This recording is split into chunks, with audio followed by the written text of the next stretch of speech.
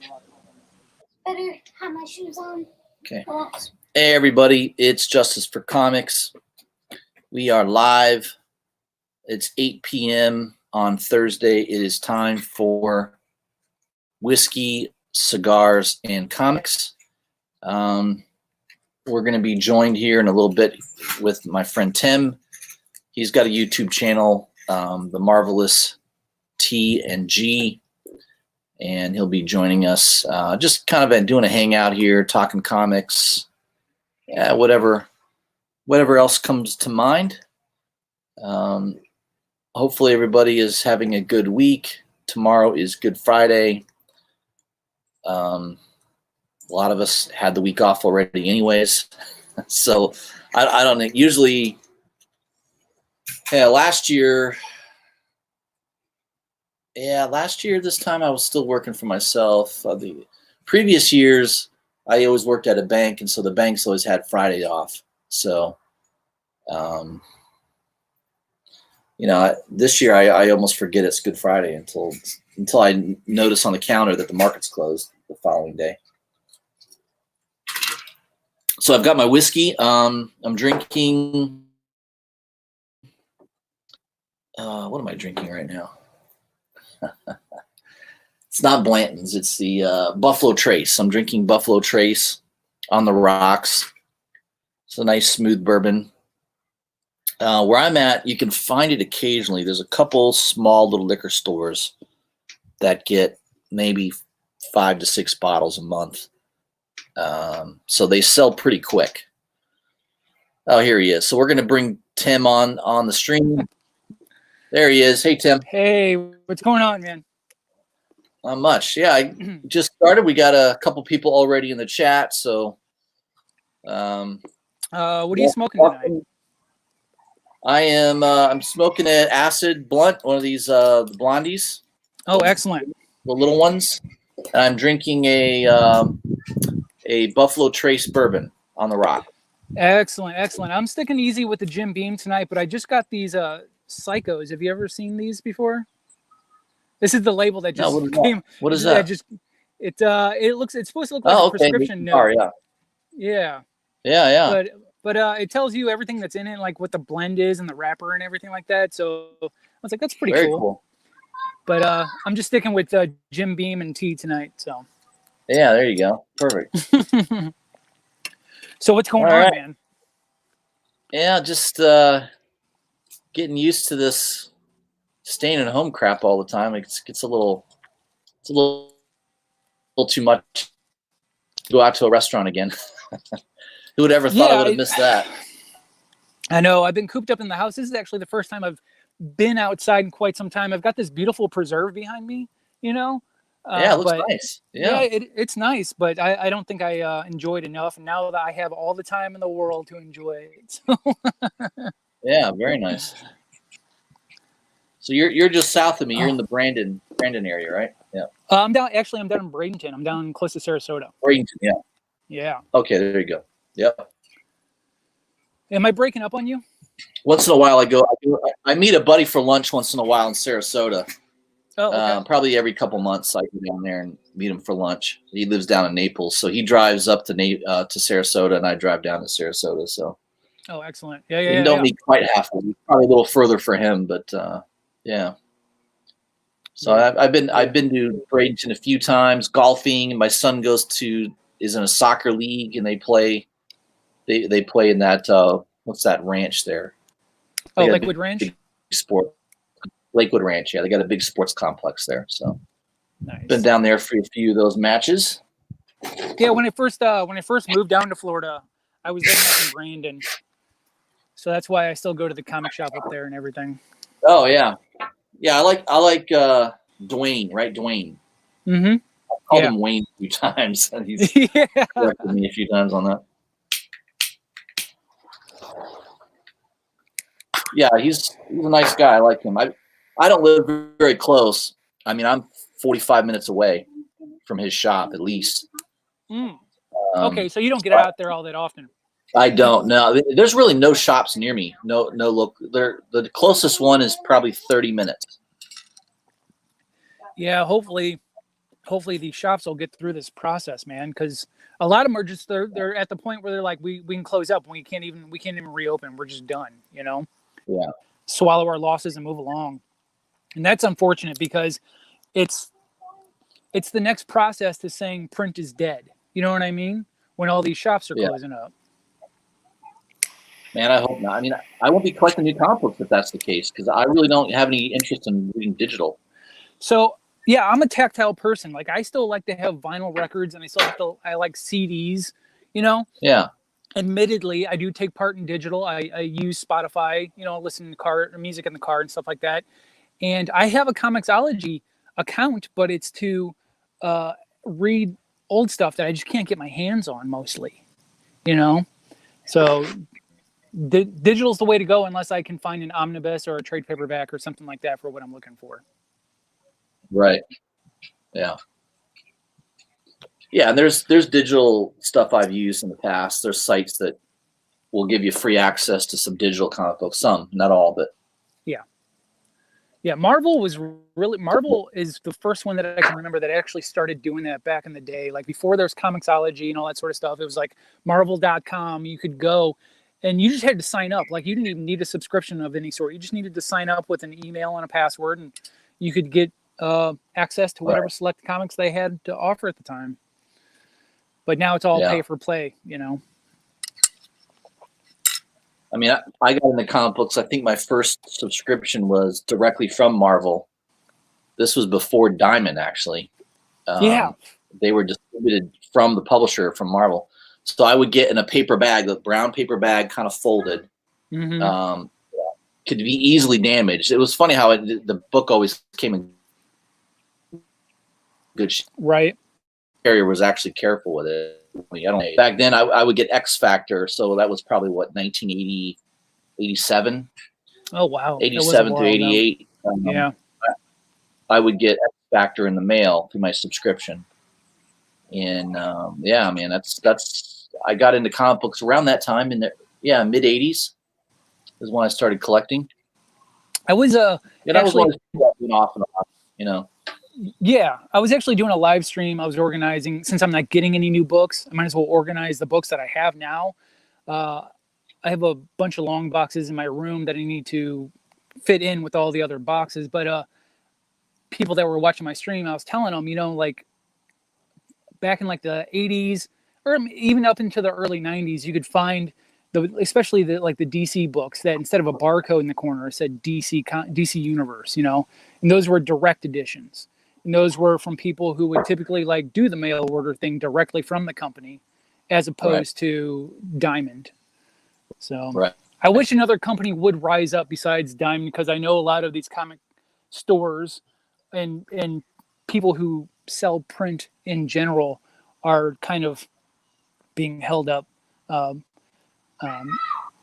never heard a comic book shop owner give positive reviews of Diamond. That's the thing. They're a monopoly, and nobody can afford to really be their competition. And so I was just kind of hoping that this could be not the downfall of Diamond, but that other figure could come up in the ranks. Right. Yeah. I mean, I don't think comic books will ever be in Circle K's and 7-Elevens again and bookstores and stuff like that, because I think they're too expensive. And back in those days, the only reason those retail outlets did comic books is because if they didn't sell, they were able to return them. You know, they were able to return the books. Yeah. And well, now if the books turn up damaged or anything like that, I know that they have to like shred them and return them. They can't return a whole book anymore. They have to damage the book. So I don't know what the point of that is, but yeah. Getting credit back in the day for your overstock or whatever. And that's why it became a rare thing to actually find stores that sold back issues. That's actually not a common thing anymore. Right. You know, a lot of the shops that I was going to, like their back order or their back issues were extremely limited to what had come out the prior month. And then they would disappear after that. So a shop owner has to buy a lot of collections, which is just hard to do because you don't find that many older collections for sale. Yeah, I think it's harder and harder to do that these days. Yeah, Yeah, to find somebody who just doesn't overvalue what they have either, because a lot of these people don't realize that a retailer is going to buy your collection, but he's going to buy it for maybe 40 to 50% of what it's worth, because he has to make that extra retail value out of it. You got to make a spread, right? Yeah. A lot of people just don't, they see what could possibly be gotten on eBay and they want that price from the retailer. So, but that's just not how it works. And a lot of people don't even think about that. What taught me that lesson was, what was that show about the junk traders, the people, American Pawn Stars? No, American Diggers or American. Oh yeah, American Pickers. American Pickers. Yeah. I learned all my resale lessons from that show for sure. Yeah.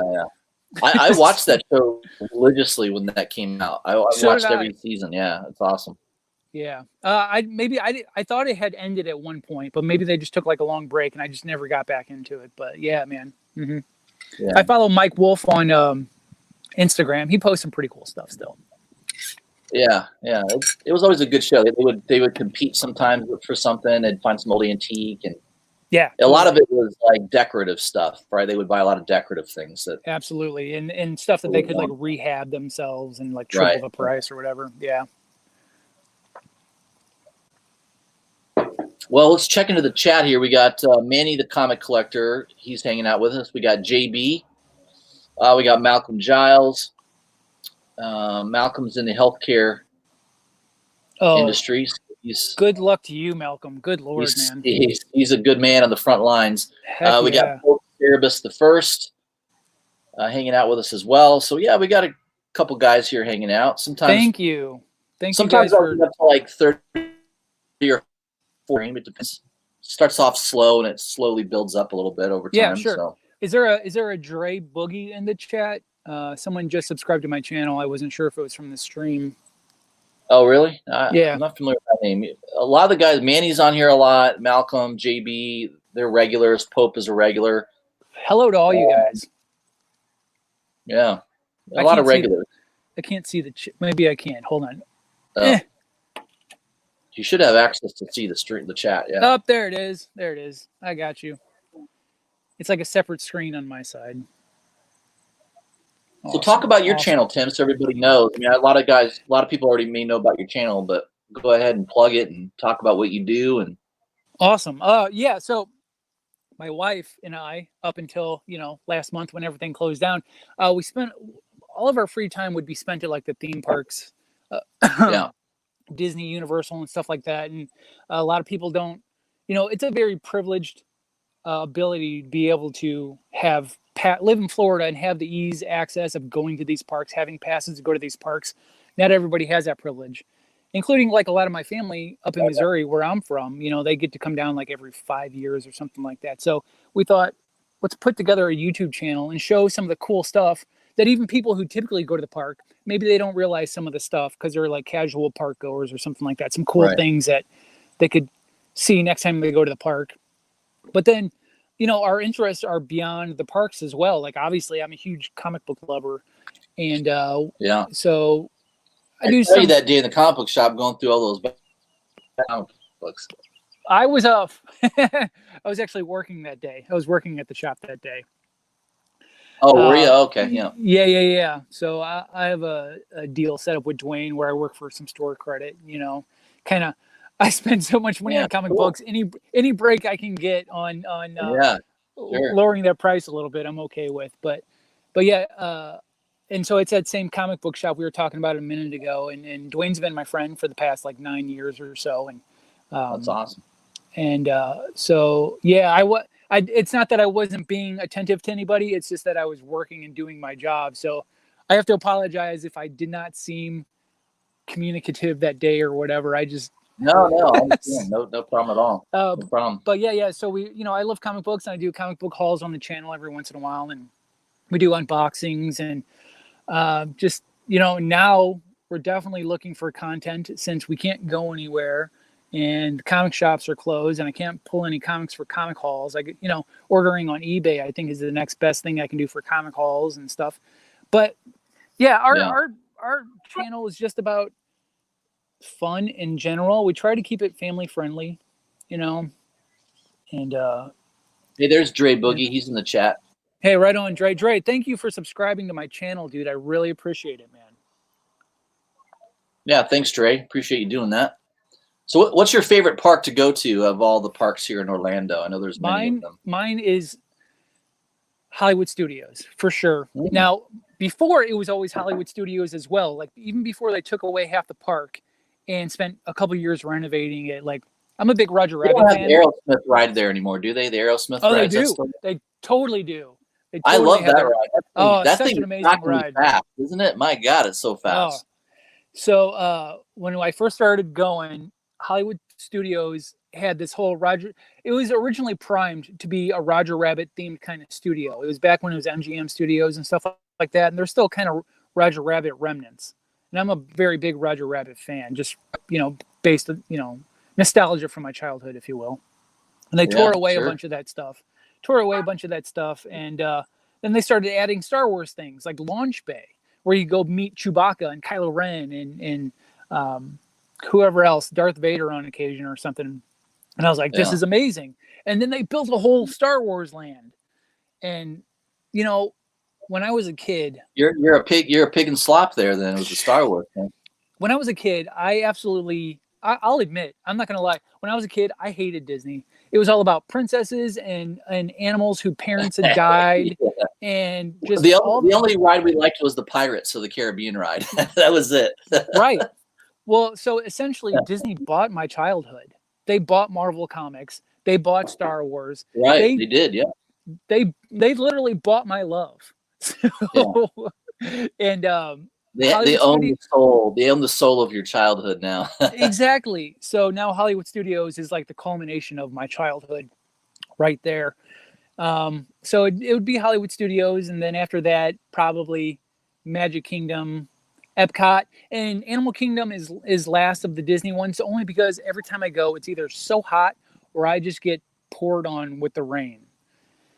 So, wow. And then you got Universal Studios, and it's hard to decide between the two parks of Hollywood Studios and Islands of Adventure, only because I love the nostalgia of the Hollywood Studios sign. They got Blues Brothers, they got like a Ghostbusters facade over there, stuff like that. Transformers, the Transformers ride is amazing, but then Islands of Adventure has that amazing 3D Spider-Man ride, So next time Next time I go to Universal, I'll hit you up, see if you want to go with me.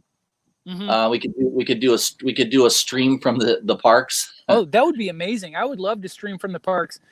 I'm afraid to live stream out in public places only because I have seen horror stories. Like I've seen live streamers who go out and some of their watchers can be toxic and like they can pinpoint where they are and get swatted. Yeah.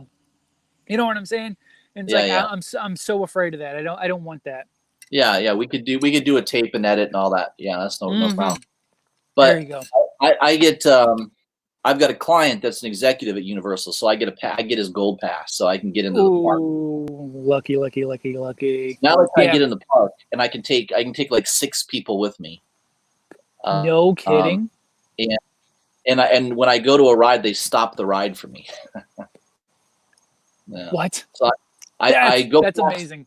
I go past the fast pass people. They stop the ride. They literally put me in front of everybody, and everyone stares at you like, "Who the hell is this person?"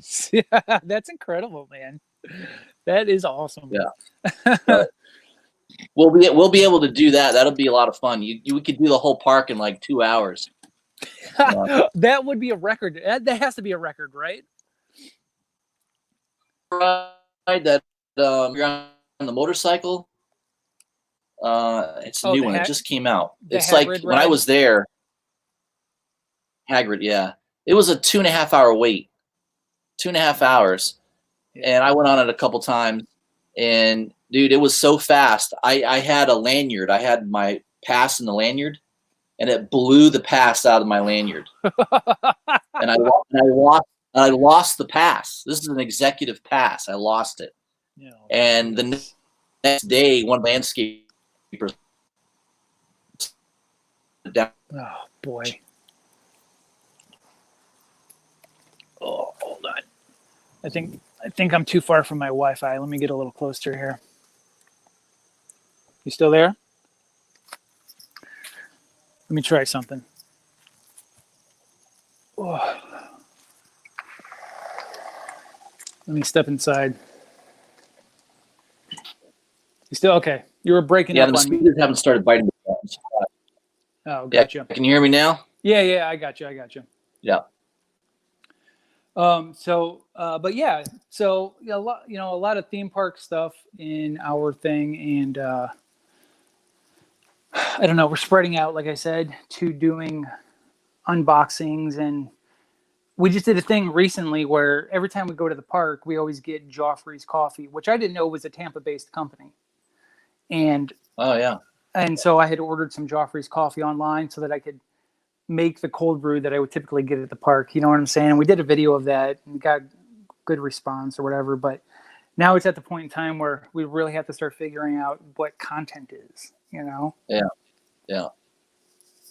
Yeah, I mean, that's always a problem. I've always had a schedule of content, like Wednesday, New Comic Book Day, I would do a video on the new comic books that are coming out the following week, where I'd do a video on that. Thursday, I would just do like a hangout like this where it was real casual, and I would just talk about whatever. It didn't really have a set format. Right. Then Friday, I would do like a review of the Hot 10 list. CBSI does a Hot 10 list every Friday. A lot of that was based on new books that are coming out, So now they're just doing a top 10 list based on some guy there, editor, like, hey, these are the books I want to buy. It's just sort of a, like, here's my buy list. Yeah, so eBay. I was looking at that and I was like, okay, well, I haven't really ever checked out comicbookinvestor.com. So I went to go look at the top 10 hot list, and a lot of those just didn't make sense to me. Like, okay, it did seem like a random list. So, but I was watching it was just this guy Ben, whoever wrote the list. It was just his want list of what he's looking to buy. That's all it was. Okay. Yeah. So I kind of made fun of it on my channel last week. Is that what you were doing? Because I saw that you. Yeah. I was like, oh, this is Ben's list apparently, because none of these books are really moving in the aftermarket. Really, he's just listing them. Yeah, it looked like you were trying to do some research on them and stuff, and I was like, oh, he's really like getting in depth with this. So, I was just like his number one book.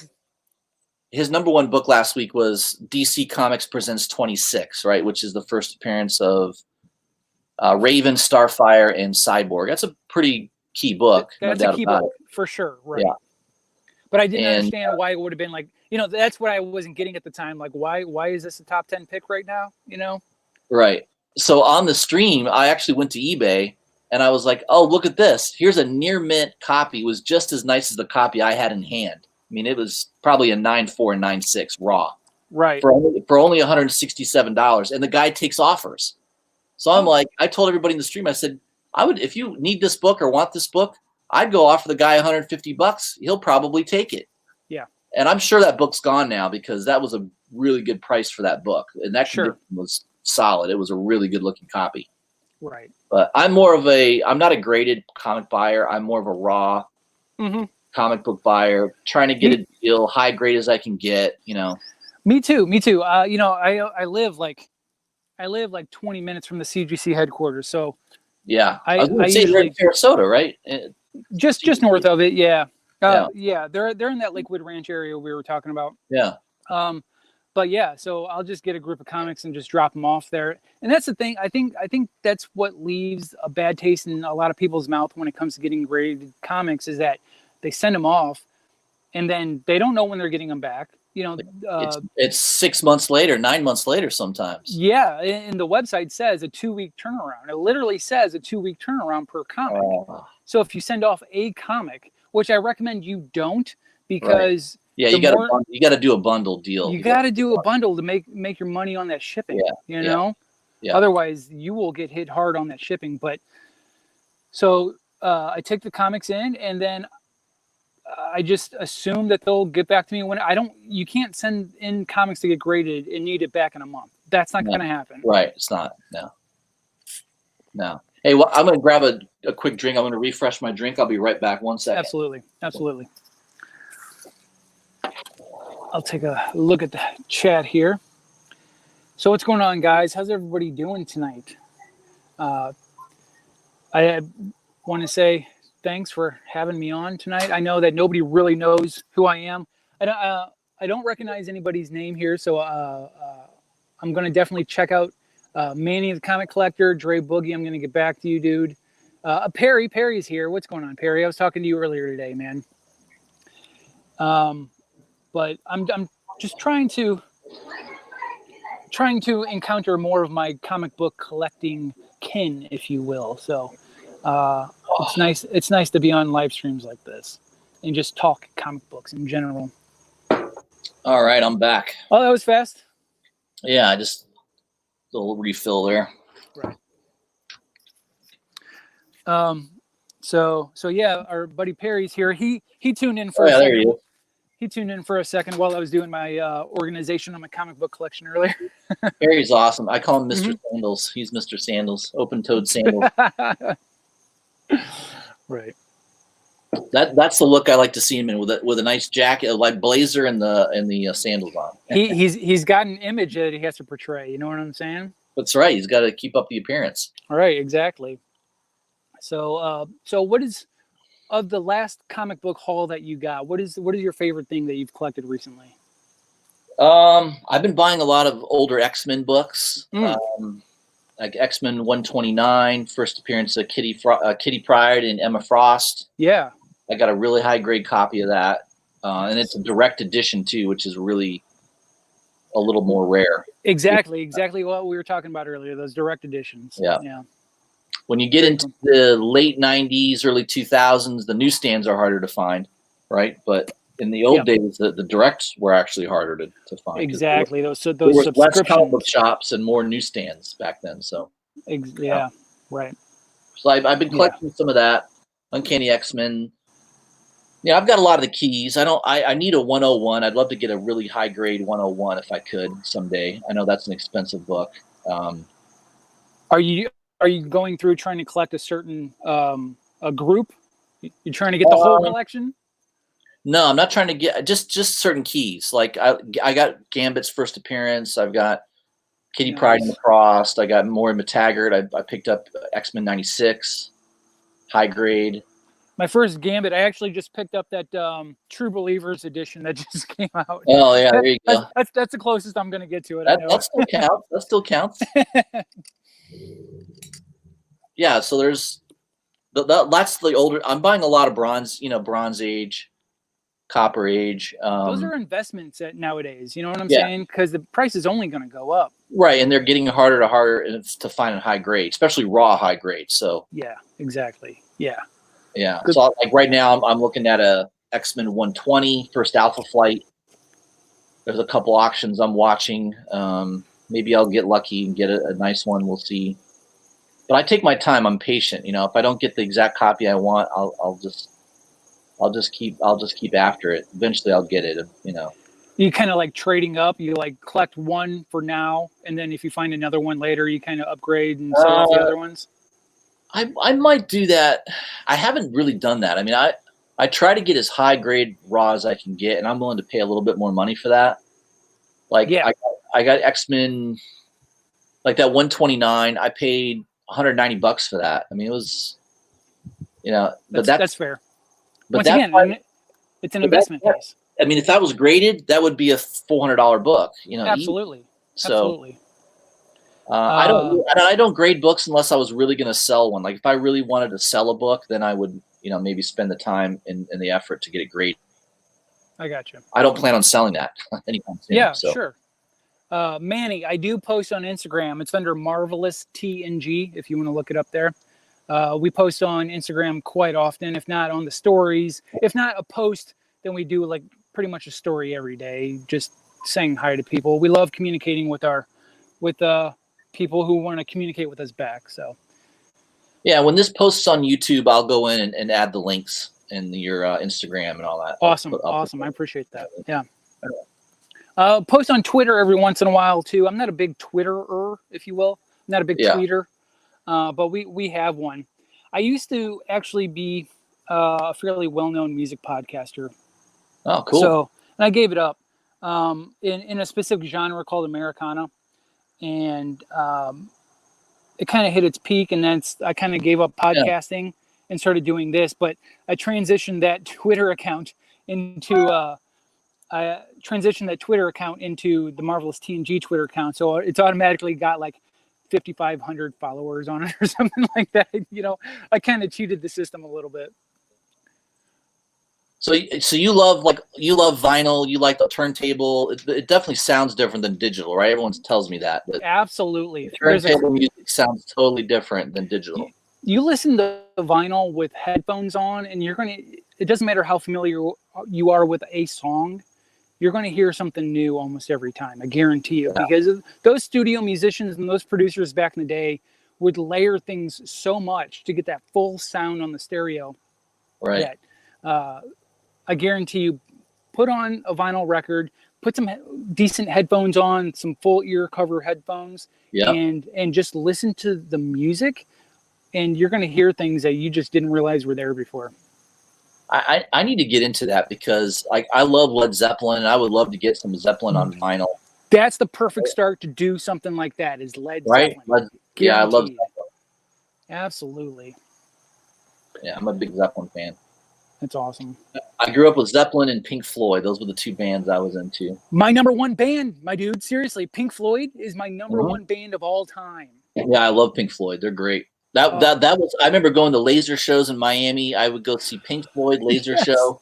Yes. And what was the other one? 9 Inch Nails. They had 9 Inch Nails and Pink Floyd for some reason. They always had those laser shows going. Yeah, it was awesome. Yeah. The closest I ever got to seeing Pink Floyd was a band called Australian Pink Floyd. They do the full setup show with the big, what they call the wall, the big round screen behind them and everything like that. And they nail it. They do an amazing job. So it'll be the closest I ever get to watching a live Pink Floyd show. But man, I had opportunities to go back in the 80s. You know, they performed in the 80s in Miami a few times. Yeah. I should have gone. That was a big mistake not going. Man. Yeah, because we'll never see him again. I had friends of mine that went, and they were like, "Oh, the pig," and they had the whole, the whole dramatic setup, and well, that was pretty dumb. Yeah, I know, so Roger Waters, the original singer for Pink Floyd, was coming through for a while doing the wall thing, and I wish I had gone, but it got to a point where tickets for a concert for a classic act like that were just astronomical, and I couldn't afford seats that I would actually be able to witness and enjoy myself. Right. The whole concept of everything. So, For a while, I had that high definition channel that for a while. I don't have it anymore, but they would do live concerts on this high definition channel. I can't remember the name of it, but it felt like you were right there. Like if you have a big screen TV and a surround sound system, that's like the closest I would get to being in a concert or something like that. Yeah, and Pink Floyd was very big and instrumental in the whole surround sound sort of thing. They used to release albums that they called, quad recorded or something like that, where it was like it was meant for a 4-speaker setup before they had the Dolby 5.1 or whatever. Right. Where you can get the full surround and you could hear different things throughout the different speakers, but all together it just made the full. They were ahead of their time for sure. Yeah, totally. Yeah, that's awesome. Yeah, they were big on and instrumental in the whole performance art thing before that became a real thing as well, with their whole screen behind them and everything like that, because it was all like bands like Tool really followed through with that. Yeah. I went and saw, I don't know if you're a big Tool fan or not, but I went and saw Tool back in the early 2000s, and the stage was black, and they just had a screen that was synced, like the screen, whatever was going on the screen behind them was synced to the music that they were playing live. And so that's the second best thing it's the second best way I've ever seen another band do that before. Tool had the best music videos too. Tool. I love them. Yes. They were awesome. They did. They were doing the 3D animation stuff it was so far advanced compared to all the other stuff that was, being put in videos at the same time as well. So I'm sorry. I don't mean to derail. I could go on music forever. No, I love it too. I'm the same way, man. I love all that stuff. It's awesome. I definitely need to get into some vinyl. you know, my father growing up, I remember he had all the Led Zeppelin original albums. Oh, he had Beatle albums, the original ones, you know. So I think he sold them all like an idiot. I think he sold them all. Stupid. Pope saw Pink Floyd 3 times. Look at him. Never nice. with Roger Waters. Yeah, I think we're all in that age group where we could have never seen the band with Roger Waters because he was out after The Wall. He basically got kicked out after The Wall. Yeah. They had another album called The Final Cut, which he kind of became a diva on, and he goes, "Hey, this is my album, and you guys are my backing band." And the rest of the band's like, "Well, kind of screw you. You're out. We vote you out." So, right. Yeah. But that's awesome. A lot of lead singers do that, man. They get that diva mentality. And well, that was like what was it, Journey? What's his name? Steve Perry. Steve Perry. I don't know if he got kicked out or he quit or whatever, but you know, I think that's what happened. I think he lost his voice to a degree too, didn't he? I don't think he could sing quite. Well, yeah. You know, he had some solo hits afterwards, but he never really made a name for himself like in a big way. So I think that had a lot to do with it, was that his production of what he was trying to emanate wasn't quite there. I had the Journey albums. I had the Boston albums. That was all like in the same, very similar genre. Boston, Journey. BTC Moon Guy, was that Nick Mason and Saucer Full of Secrets? Is that what you went and saw? Because it's basically just Gilmour and Nick Mason are like the only technically original members of Pink Floyd anymore, and so I think Nick Mason is out there still trying to make money off of the Pink Floyd stuff, which is fine because I think that was the same thing that the drummer from Lynyrd Skynyrd is the only original member. Right, so, I saw them in Tampa. They came to Tampa about 4 or 5 years ago. Okay. And you know, they had the brother, what's his name, Van Zandt, from 38 Special. Yeah, they had him there singing. It was good. I mean, you know, they played Freebird at the end. Everyone was waiting for Freebird and all that, you know. Of course, right? Yeah. So, fun. I never really got a chance to see any of these classic bands though. I saw David Bowie back when his Heathens album came out. Who else classic acts have I seen? Oh, Paul McCartney. Saw Paul McCartney back when he still had it. I have to say, Paul McCartney does not still have it. He can't hit those notes like he can. He tries, but he's not there, you know? Right. But I think those are the only two like really classic acts that I've ever seen. Right. Yeah, the Beatles, man. I was into the Beatles for a while. The Revolver album's my favorite of all the albums. Beatles, and it was always people were always divided. Either you like the Beatles or you like the Rolling Stones, and I was always like the Beatles. I think were the first band that I came like that really kind of grabbed me. Yeah. But I grew a strong appreciation for the Rolling Stones. I love them. I love them both. I love Stones. Yeah. Stones have great songs. Some great songs. Mm-hmm. But you know, the Beatles are so great because look at their catalog that they created in what, like 7 years or something like that, 64 to 71. It's like Led Zeppelin. The greats don't last long, man. They burn out fast, don't they? That's true. That's true. It's like the candle that burns twice as bright burns half as long, right? Yeah, you're exactly right. Like I was into Nirvana big time when they came out. Oh, me too. My uncle knew the band manager for Nirvana. Oh, no kidding, really? Yeah. So I knew about them when they first came out. Like they were literally in Seattle, and no one had really heard of them, and I had heard about them, and had one of their first recordings. And gotcha. So I was into them from the beginning, and I remember the day when Cobain, you know, died. That was a big deal. That was huge on my teenage angst. I was 14 when he died, you know. Yeah. And so the first band I was ever in, a majority of our songs were like Nirvana cover songs, you know, because it was all power chords. It was easy to learn, and as exciting as the music was, it was super simple to play. Yeah. So the grunge era is my it broke my virginity in music, you know. Yeah. That definitely would do it. The grunge era. Oh man, So everybody, we've been talking about music. Everybody's has an opinion. I see BTC Moon Guy's obviously into it. Pope's into it. Delicate was a live album from Learning to Fly. Yeah, Delicate Sounds of Thunder for sure. Division Bell is actually my wife's favorite Pink Floyd album. Oh yeah, I think it's not bad.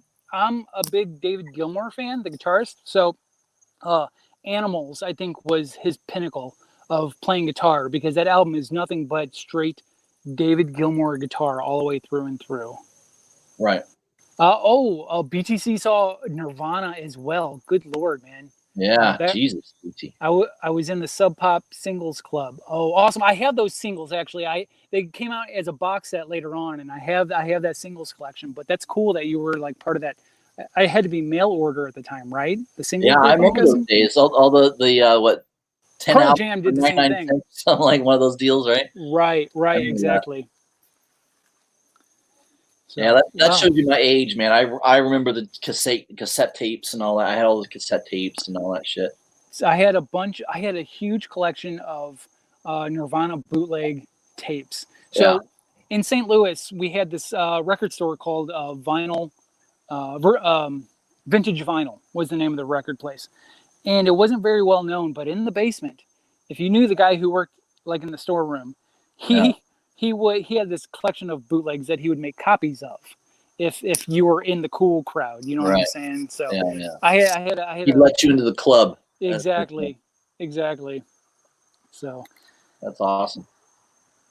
But yeah, that's my entire youth right there. Let's see here. Manny says the first time I saw Nirvana was when they performed MTV Music Video Awards. Oh yeah. Yeah, man. We're both showing our age on this one, I think. You know what I'm saying? Heart-shaped box. That was a big deal when that came out. Yes, it was. That cover art. You know, that was another thing that people didn't realize about Kurt Cobain was he was a visual artist as well. Like he did that cover art. He designed that stuff.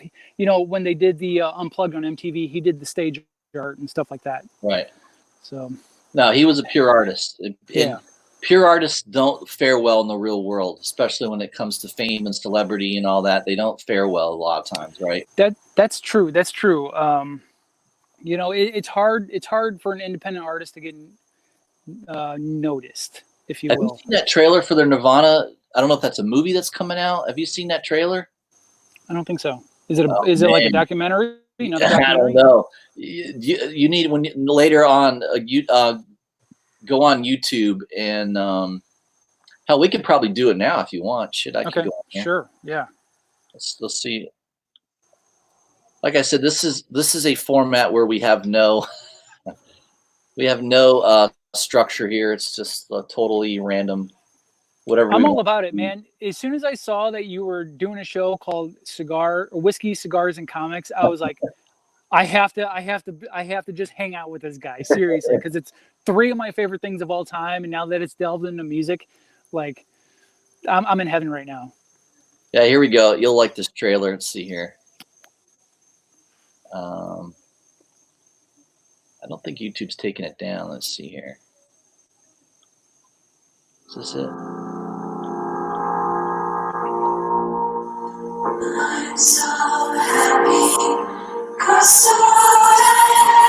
I've always been good, passionate fans about the history. It's just, it's up to fans and people involved in the music industry to make sure that it doesn't get as stale and as bad as it has in the last 10 years.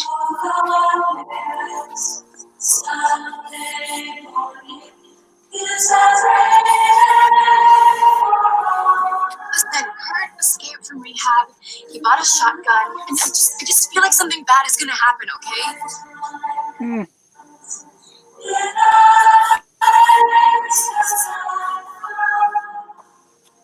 Got real depressed, and he wrote basically a suicide note. There's no real other way. He was leaving me.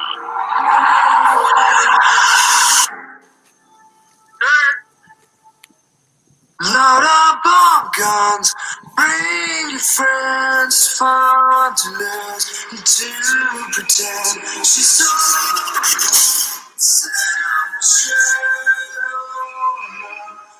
Oh wow, he kind of looks like Kurt.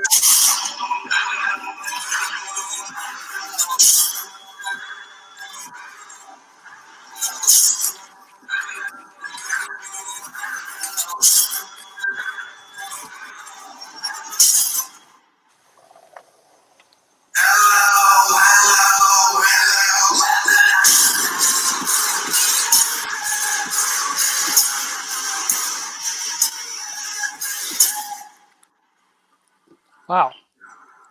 Who's the actor playing him? He looks a lot like him. He does, doesn't he? Yeah. I saw that trailer and I was like, oh man, it got me all into Nirvana again. Yeah, no kidding. I just thought that trailer was sweet. That's one of those things, like my favorite bands, I burned myself out on them so hard that I can't honestly say I've listened to a Nirvana album in probably quite a long time. Same thing with a Pink Floyd album as well. Yeah. But if I went back, like, you could still remember every single word, you know, you can sing along to everything. Yeah, I thought that trailer was good though. I don't know when that, it says it's coming out in the fall. So I don't know if that gets pushed back because of what's been going on. I don't know, but yeah, I had not seen that at all. So I'm definitely going to look forward to that. 20th Century Fox. I mean, it's got to be something of a high budget Regency film. I mean, that guy looked just like Kurt, didn't he? They did totally casting that guy. He looked just like. Yeah. Very cool. But I had no idea about that. I'm so detached on what movies are going to be coming out nowadays as well, you know? Yeah. I have streaming services now. I don't actually have cable, so I don't actually see like commercials or trailers that pop up on TV anymore, you know, unless they're on like Hulu, but nobody pays for those advertisements on Hulu anymore. So, BTC Moon Guy, Mississippi Nights from St. Louis. That is my hometown. I used to go to Mississippi Nights to watch shows all the time, dude. So that's awesome. Are you from St. Louis?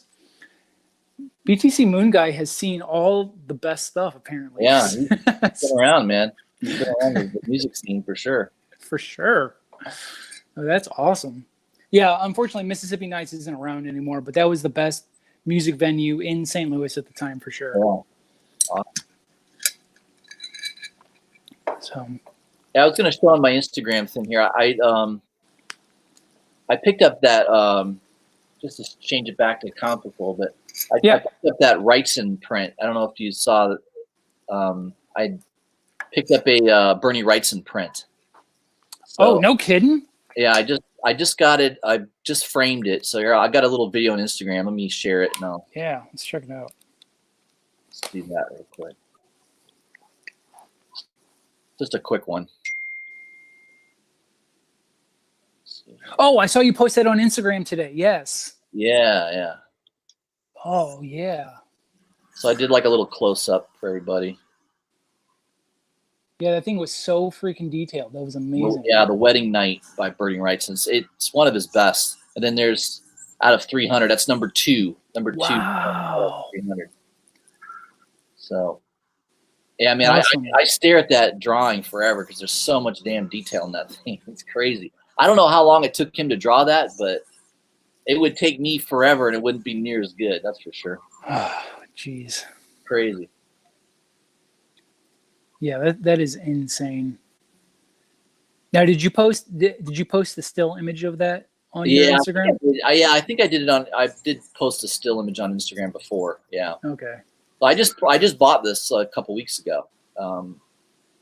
One of my subscribers, Marcus, messaged me that, hey, this is for sale. You may want to take a look at it. And I thought about it for one day, and I was like, gotta buy it because who knows when this will come up. Anything. I mean, first of all, a low number like this, number 2 out of 300, that's super hard to find. That's an amazing score, seriously. And I just was like, I don't know if I'll see it again. So yeah, I had to buy that one.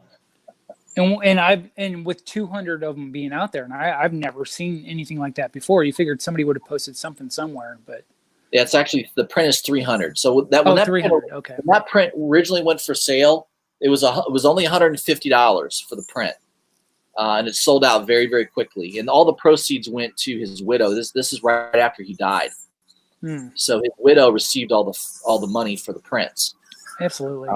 And then the original sold last year for $1.2 million at auction. Okay. All right. That actually makes sense, because I was going to say this is probably something from his private collection that was never intended to really go anywhere or be anywhere. That's right. So, yeah. Jeez. So to have a really perfect, I mean, this is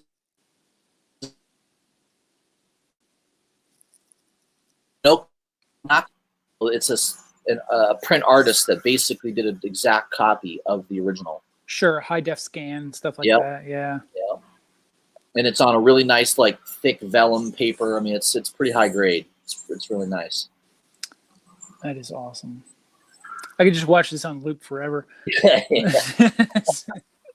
was going to show you, the other thing I missed. I should have bought. This is another regret I have. I'm a big Zaffino fan, and he did this. It's one of my favorite covers.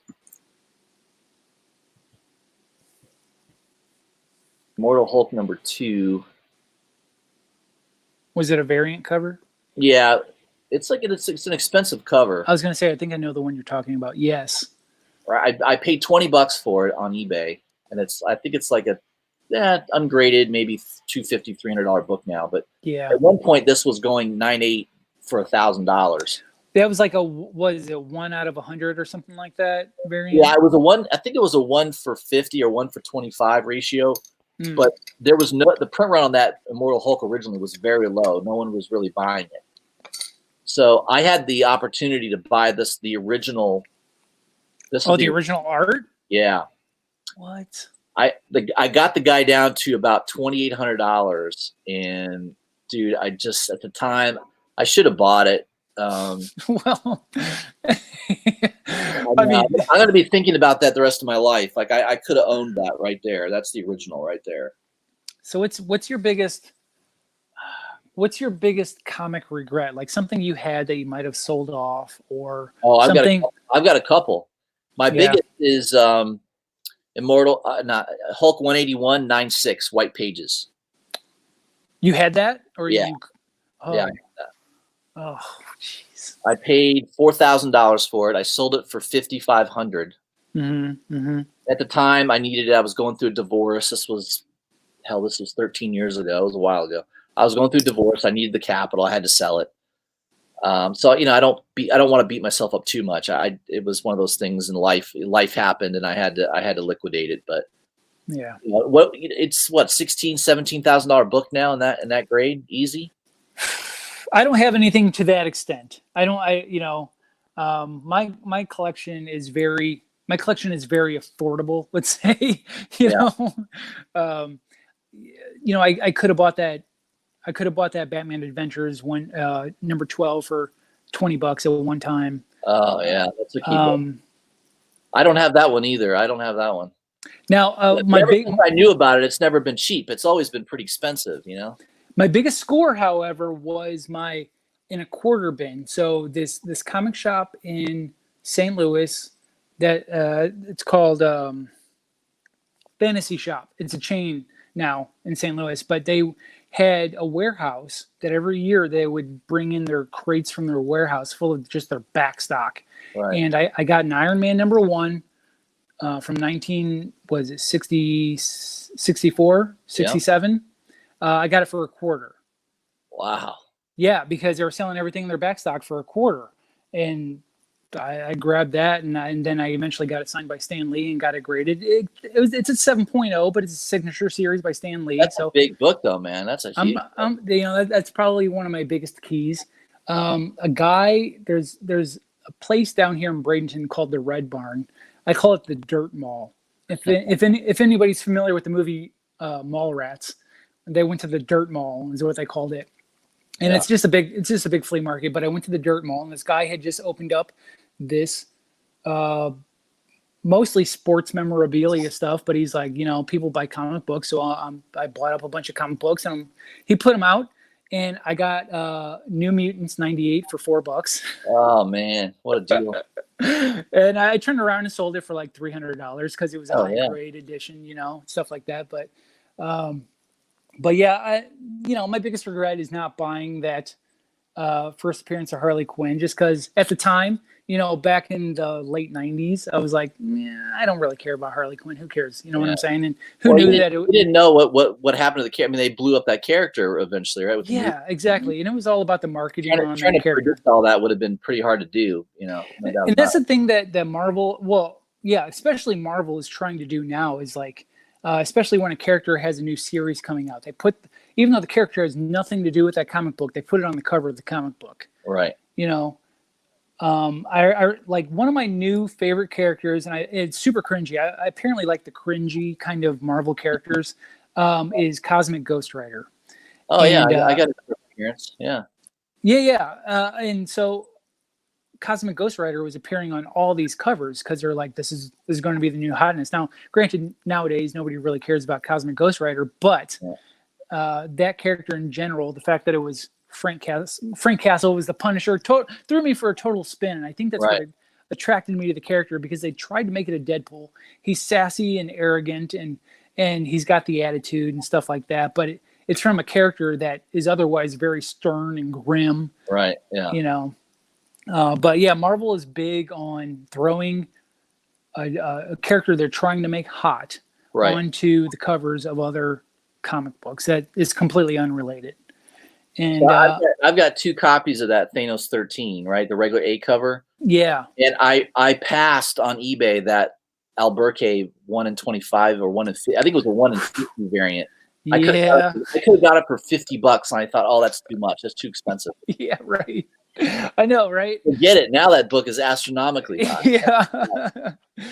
The other cringy character that I really enjoy, and it kind of broke my heart because one of my favorite artists of all time, Alex Ross, said that is such a throwaway design of a character. It's so 90s, and that's Cable. Oh yeah. I love Cable. I do. Rob Liefeld, that is greatest. Totally. Say what you will about him. He's not a great artist, in my opinion. You know, I don't like his style that much. Fair enough. Yeah. He created Deadpool and Cable and Domino. Those are huge characters today, right? I mean, he is living. He's literally living off of the property value of those characters. Absolutely. I mean, if the dude never did comics ever again, he would still be raking in money from 20th Century Fox. Oh yeah. You know, for whatever royalties he's getting off of that. So. Yeah, he's not hurting for money, I don't think. No. That's why he says whatever the hell he wants. Totally. That's why he can be. He doesn't need money. He could say whatever the hell he wants. That's why he spoke out so strongly against DC Comics. And it turned out he was right. He was right. Yeah, he was. In the end. I just thought the guy, you know, he's like, I got money, I can say whatever the hell I want, and no one's gonna stop me. But he was right. Apparently it was a hostile workplace. I don't care for his artwork, but I respect how he is. I think I like guys that can say what they want and, you know, don't give a shit. I think that's great. I love that. Yeah. If there's anybody who has the biggest "I told you so" right now, it's that guy. It's Robert Liefeld for sure. You know, I'm curious as to what's going to happen to DC Comics. Like, so AT&T bought out Warner Media, who owned who owns DC Comics. But AT&T, you know, just the fact that they own DC Comics was just a happenstance of buying a bigger property. Right. They don't care about comics. AT&T is like, I could care less. And apparently DC Comics is losing money. They kicked out DDO. I feel at some point in the future, and I could definitely be wrong, but I feel that at some point in the future, AT&T is going to put DC Comics up for sale. Yeah, I agree with you. I think that'll happen easily. And I think. And then who buys them? Who buys them? You think? Disney buys them because Disney then owns almost a monopoly on the comic book industry. Owns the 2 biggest powerhouses. Right. You know. And the thing with comic books is, you can't go to court saying, hey, you have a monopoly, because they're just going to say, well, how so? These are just characters. You know, this is not like it's a major industry in the United States. You know, it's not. It's very minor. Well, that goes back to Diamond. You know, who's opposing them? Nobody's opposing them. That kind of automatically makes them a monopoly. Right. Correct. Which is, from what I understand, it's supposed to be illegal, right? Right. To be a monopoly. Right. But there's nobody out there opposing them because nobody has that money to fight. Well, they throw comic books into all print media, right? So Diamond is just a distributor of one part of print media. Correct. So that's how they get out of not being sued for monopoly. They're just going to say, well, comic books are part of print media. You've got magazines, newspapers. Here's the entire genre of print media. And nobody owns print media in general. Right. So, correct. Yeah. That's how they can have a monopoly. They're allowed to because of it's considered part of print media. Yeah. So legal issues. Yeah, so that's one of my regrets right there. I should have bought it. I mean, I could have done it financially, but it would have been difficult. And now, of course, it's like it's not for sale anywhere. I don't know where it is. Somebody bought it. Who the hell knows where it is now? Yeah, it's in a private collector's hands, and you'll never see that again until they die. And their estate goes up for auction, and then that print there is for, $300,000 or something. Yeah, unfortunately. Right. I'll be thinking about that until I die. I'll be on my death. That's a Fino cover. God damn it. I know. Yeah, the closest I get to. Man, there's always things that you should have done and you didn't do, and you didn't pull the trigger, and what are you gonna do? But I pulled the trigger on other things, so what are you gonna do? Sure. That's just life. But that was one I love that cover, and I was like, man, that would have been a prize for sure in my collection. That's an angry cover. Well, I like its style because it's very gritty. It's just freaking gritty. So it kind of reminds me a little bit of. Maybe not quite, but almost like a more inked up version of Sam Keith. The guy. Yeah, I see that. Absolutely. Yeah. That guy.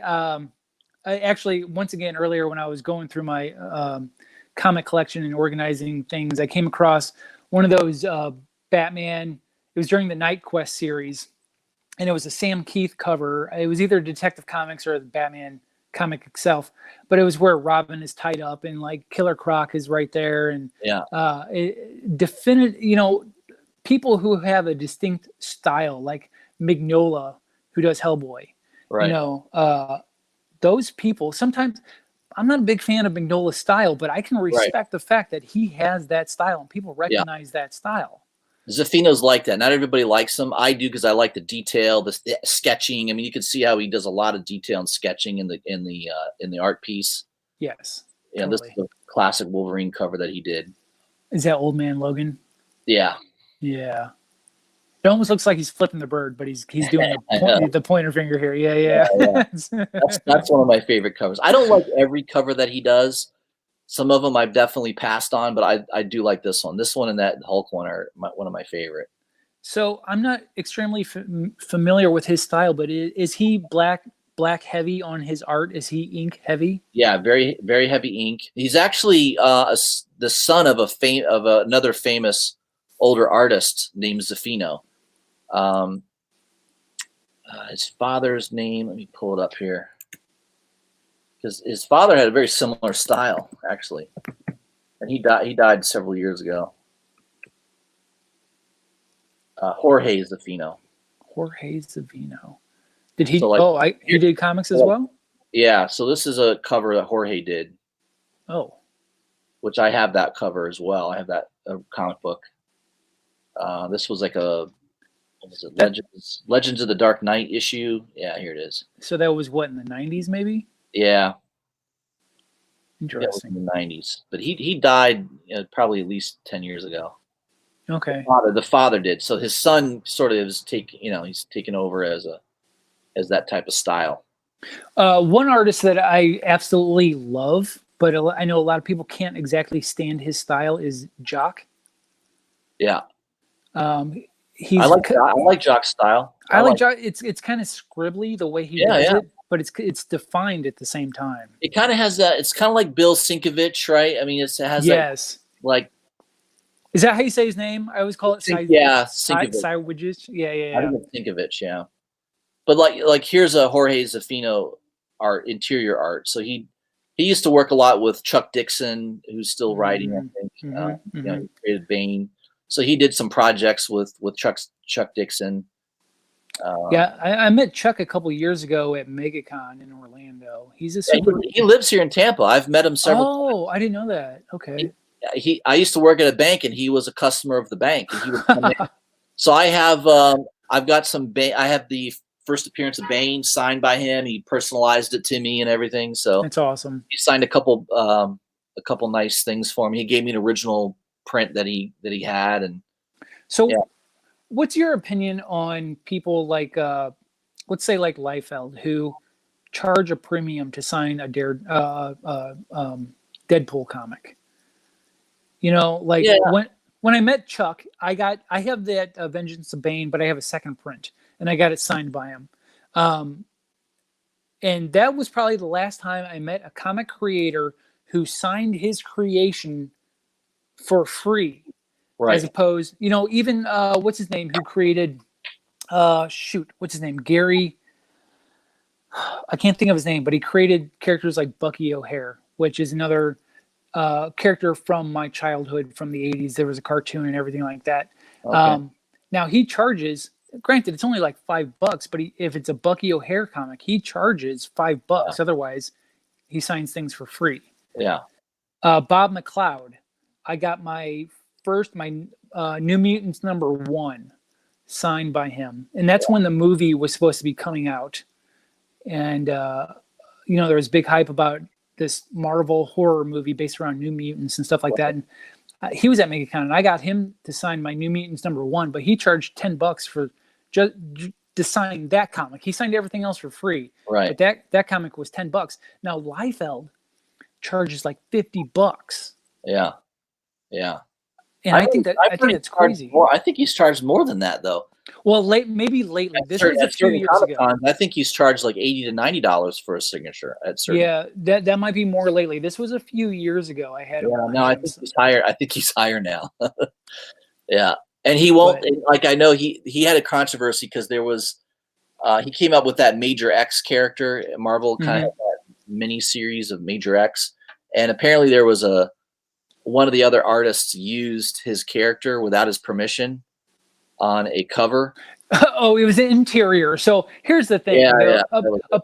First appearance of Major X was such a blip in a background that he raised a big stink about that. And he won't autograph those copies. Like he's like, well, nope. He's like, I didn't draw that, and that's not my character. He's like, he says that's not my character back there. Hey, McFarlane does the same thing. If McFarlane isn't involved in a particular book, he won't sign it. Yeah. Yeah. So I mean, that's their choice. I'm not going to fault them for that. I mean, that's they got to make their money, and unless they're in that legendary status, that especially like modern legendary status of a comic book artist, they're not really making money. They're not. Right. They make a living off of meeting these deadlines. Otherwise, yeah. So, but yeah. Okay, so apparently, Triple CS Collectible says that it's pronounced Sinkovich. I've been saying it wrong the whole time. That's what I said, Sinkovich. Yeah. Yeah, I've been saying it. I don't know how I was saying it. There's a W in there that I think was throwing me off. So. Yeah. But one of my favorite comics that I actually have by Sinkovich is a Firefly comic, and it was only one available. It was a box set. The Boom Comics just started a new Firefly series. Did he do the cover of it? Yeah, he did the cover. Yes, of Malcolm Reynolds. Yeah.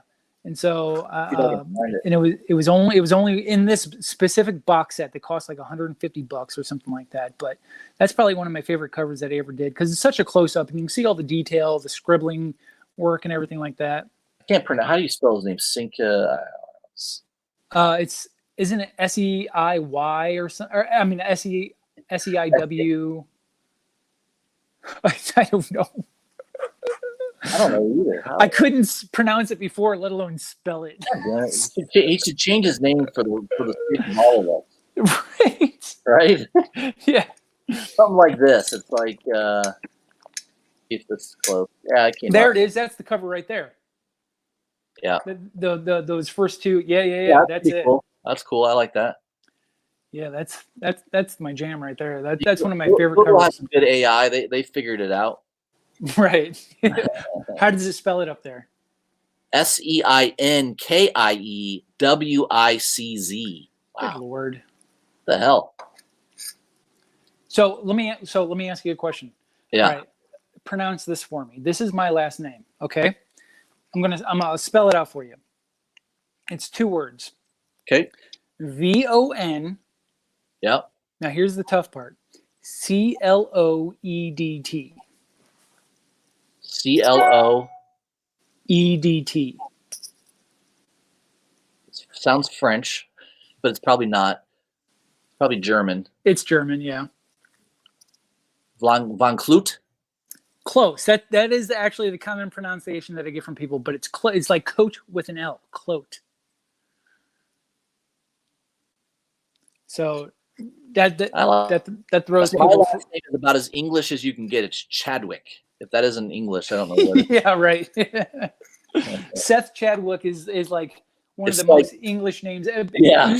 You might as well be like Williams or Smith. It's so just on point. Like Thomas Paine. It's like that kind of thing. Yeah.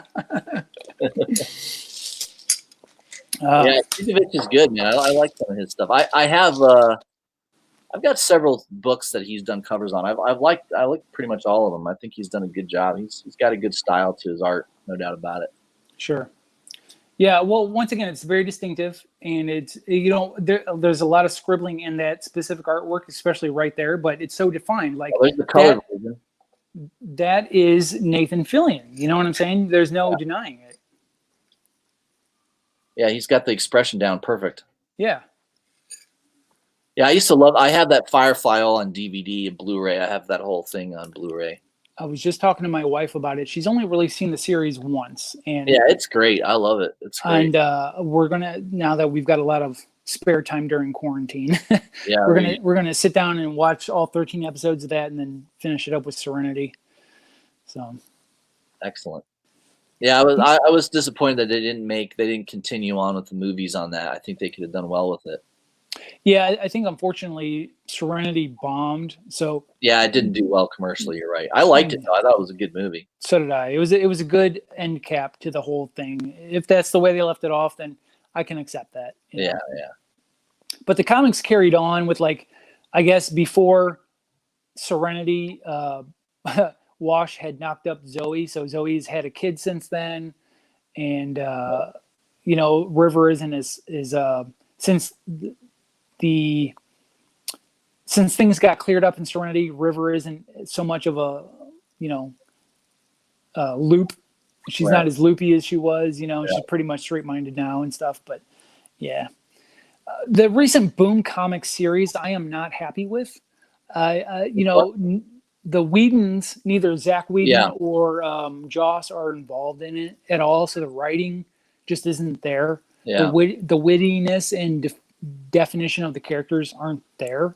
Yeah. So they're carrying on. They're making it a sci-fi series more than anything, which is what it is. But it's not a sci-fi series. It's a futuristic Western. And I think that's space Western, right? Yeah, I think that's what the new writers it's what Lucas tried to do with Star Wars, right? It's supposed to be a space Western. Yes. I think that's what the new writers are losing on it. That they're not thinking about when they're moving forward. So Boom Studios they've had like Once in the Future. That's been a good book. I've been collecting that until I've heard good things about that. Yeah, it's been good. A good read. Artwork's excellent. It's the return of Camelot and King Arthur, and he's kind of evil, and it's pretty interesting. It's a good take on it. I like it. Nice. I think Gillian is the writer on that. Kieran Gillian. Yeah. Oh, I've loved to. He did the when Marvel rebooted the Star Wars series. He was involved in that. Right. He did a lot of great writing on that. Yeah, no, it's you need to pick it up. At least maybe get it in trade. That issue number one, I think is up to an 8th printing now. I believe it. Yeah, it's crazy. 8. And they're crazy, man. I mean, I know it's selling well, but man, 8 printings, I can't imagine it selling that well to go to 8. And so that's one of those things that you need to pick up, like the 3rd and 4th printing, because they're going to be scarce, and those are strangely going to go up in value. Not as much as obviously a first printing, but still they'll be worth collecting. I have the 2nd and 3rd and 4th printings. There you go. And the 2nd printing, I think, is worth the most. For some reason, it was a very, very small print run on the 2nd printing. So that's what it comes down to, is the scarcity of the print. Right. So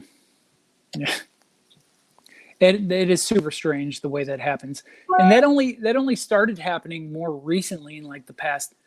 Not even within the past decade, but not even like a full decade, maybe the past 5 or 6 years. Like, well, what book do you think has the most printings currently?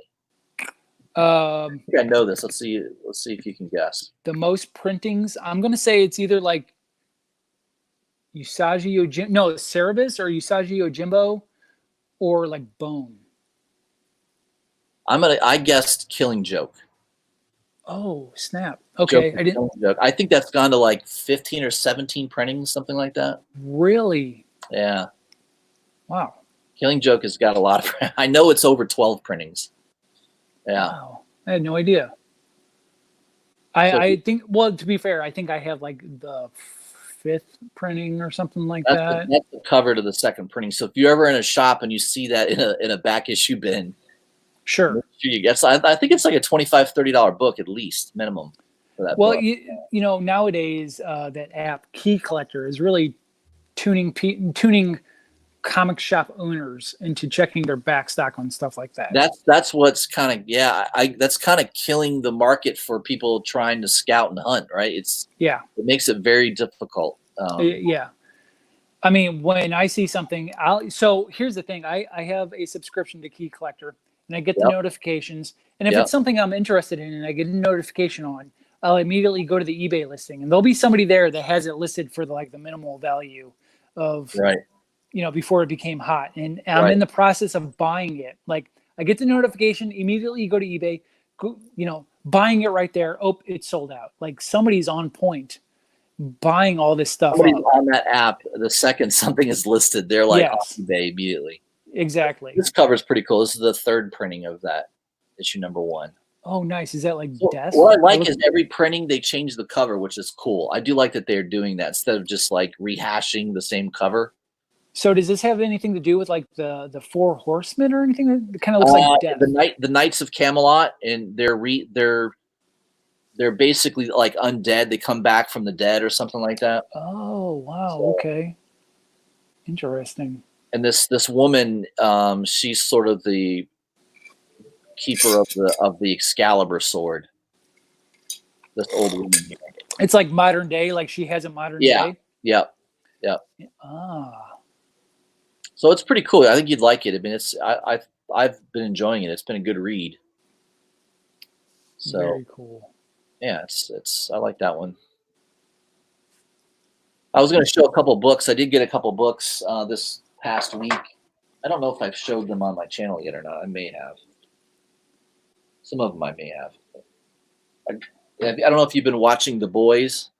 Yeah.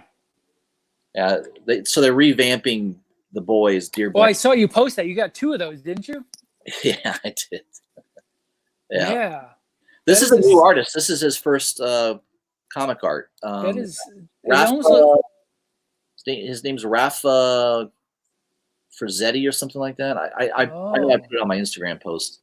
His name, but he's kind of a new artist. He did a good job with what's his name here. That is really Captain. Homelander. Yeah, Homelander. There you go. Yeah. I love that TV series. I thought it was great. I thought it was awesome. It was pretty spot on with the, they obviously had to change a few things for the TV show, but it was pretty spot on. I mean, it was entertaining. It was definitely entertaining. But his artwork, it's kind of, Art Germ-ish. Yep. Yeah. And Art Germ like came out of nowhere. Like all of a sudden he was on everybody's radar. And, the talent that's out there that's being untapped. Funny, his name is Stanley Lau, but he goes by Art, which is pretty funny. Right. So, I'm glad that I don't know what's going on if DC Comics and Marvel Comics have like people out there like scouring like DeviantArt and Etsy and stuff like that, seeing these different artists that are out there that are just being untapped and hitting them up. But I'm glad that they're doing a lot of them are digital artists too. A lot of them like Esteban Salinas, which I've had on my channel a few times actually. He's the artist for Black Cape Comics. He does a lot of exclusive covers. His freaking art's amazing. Mm-hmm. I should share that with you real quick. His Instagram. I'll give him a little plug tonight. But it's Deviant Apple. Is his let me share the screen here. I like his style. He's got a really cool, a really dark style. So he did like a Billie Eilish print. If you're in,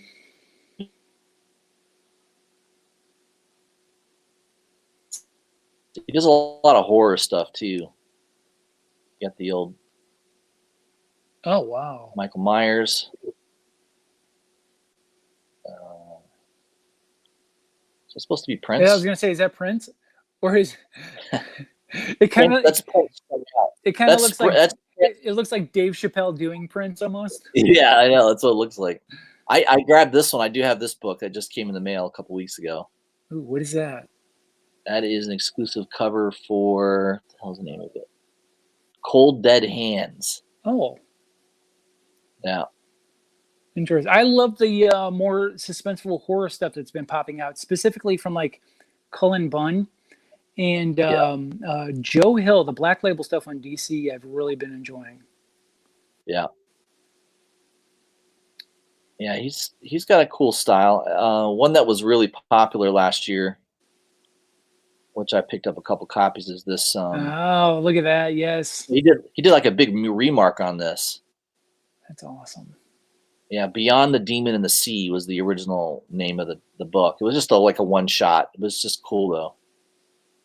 But yeah, I've had him on my channel. Real nice guy, and he's done like live drawings right on the channel. That is awesome. Oh, go to that mummy. Go to that mummy up there in the yes. Yep. Sick. That's a cool print, isn't it? Boris Karloff is the mummy. That is awesome. I have the prints right downstairs. Let me grab them real quick so you can see them. Okay. Prints. Oh yeah. So we love the old-fashioned like Universal Monsters stuff, especially Boris Karloff. Like, let me show you guys right here behind me. There's Boris hanging on my wall. Good old Frankenstein right there. And then we got Elsa. Or I'll show you quick. Got the bride and Boris. And then sorry, I'm just kind of showing off. Oh yeah. And so over here we've got more bride and Frankenstein stuff. Yeah, there's the bride, right? I got that one. Yeah. These are like 11 by 17 prints that he does. And he signs them, personally signs them, which is cool. That is awesome. Do you feel like Alien? I got a nice Alien print that he did. Nice xenomorph, yeah. Yep. Sick. Then here's my favorite, is the Dracula one's my favorite. That and the Frankenstein. That is awesome. Then look at the Frankenstein one. Holy crap, that's so good. Oh, that is sick. Yep. Wow. I really like that. Yeah, that's one of our favorite things of going to Comic-Cons is like buying from independent artists, you know? Yeah. Like the stuff that we like If this guy doesn't hit it, I don't know who the hell can then. I mean, his freaking artwork is amazing. Yeah. It's fantastic. If they can give all that money to Matina, who essentially who basically copies it. Yeah. They ought to give this guy some work. Give me a break. He's just as good, in my opinion. Oh man. So my wife is affiliated with these people, mostly based out of California. They're called Creepy Kingdom, and a lot of their stuff is affiliated with going to, creepy based like theme parks and stuff like that. And we went to Spooky Empire a couple months ago. Yeah. No, not a couple months ago. Yeah. It was late last year. Maybe it was like October last year. Came across an artist, and I'm not going to blast his name out here. I can share it with you later on. But he was selling prints that you could tell that he took of other famous artists and put a filter on it. Yeah. Yeah. But you can, like this here, you can tell that this is like completely fresh artwork, because I guarantee you might not find that specific pose in a picture anywhere. Right. But there were certain things that I found from this artist that you could tell he's just reselling things that he put a filter on and called it, said he did it himself. Well, that's part of the controversy. There's been certain art that Francesco Matina has done, which he's a popular artist, and he's done that very thing. He's altered original pieces and put his own, added some things, but so he basically stole artwork. He was doing the deceased covers, right? Yeah, correct. So a friend of ours named Anthony Massano, a friend of mine and my wife's, he's a cosplayer, and he's known for being Joker in his cosplay, and he took one of Anthony's photos of being the Joker and straight up manipulated the actual photo. Yeah, Arthur Sudham did it. Yes. That's That's I have a comic book. I have 2 copies. I have that comic book. Have you seen the comparison between the original and what he did? It's exactly a duplicate. It's the exact same thing. Basically photoshopped it. Changed a few little things, right? Yeah. Right. Yeah.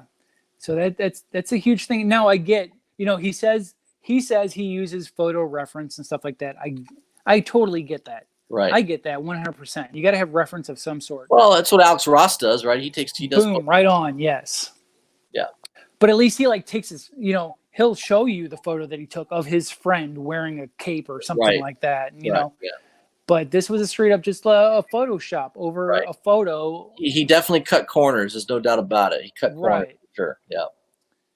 Yeah. Yeah, and it's I don't know that you'll ever get rid of that. I think it's always going to be something that you'll always have some artists that, it's human nature to cut corners. I mean, that's, that's what a lot of human beings do, right? If they can save time and cut a corner, they'll do it, especially if they don't think they'll get caught doing it.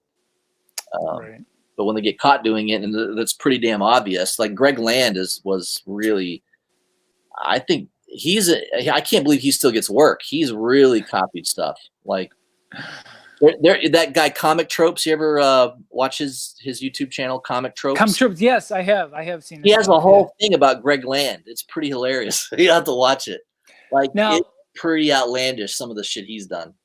Well, so I got to ask, what is Greg Land manipulated? Because I'm a fan of his art, but I haven't seen anything compared to like real stuff that he might have manipulated. He's cut out like porn stars and literally just trace. Oh, sure. Like his Emma Frost stuff. Yeah. It's all trace. Yeah. All trace.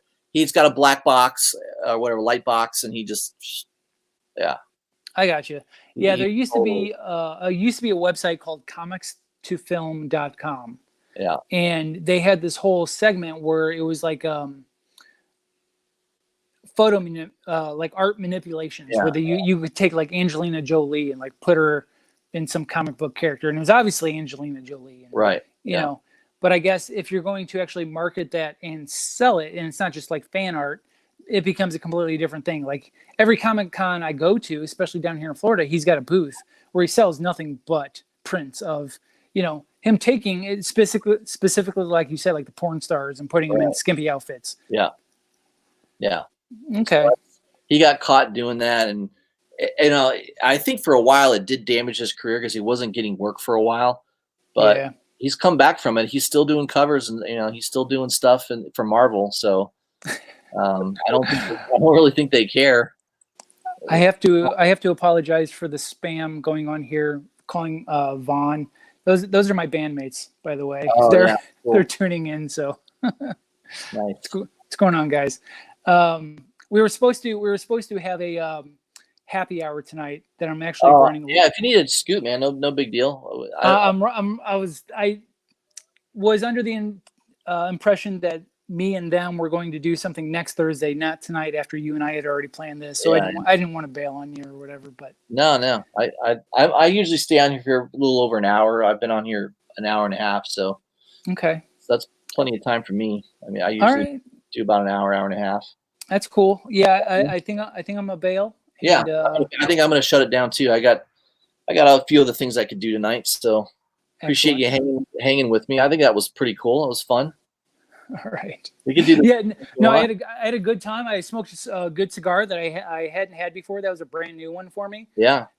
Got my whiskey in for the night and talked about comics. It was everything I wanted. Would you recommend that cigar? Was it a good one? The Psycho, yeah. I actually got that from a company called online website called FamousSmoke.com. If people want to check it out. Oh yeah, cool. Otherwise, I typically get my cigars via Thompson Cigar, which is based out of Tampa. Yeah, sure, Thompson. Yeah. Yeah. So, but yeah, that was definitely a good one to check out for sure. An easy smoke, lit up easily and evenly, and wasn't too heavy. So yeah, perfect. All right, Tim. All right, everybody. Thanks for joining us in the chat and communicating with us. And I'll be on next Thursday again with another segment of Whiskey, Cigar, and Comics. So excellent. If Tim is available, maybe we'll have him on again, and we'll see. Sounds good, man. I'll keep in touch with you, bud. Instagram, everything. You got it. All right. All right, guys. I appreciate Have it. a good night. You got it. Bye-bye. Bye.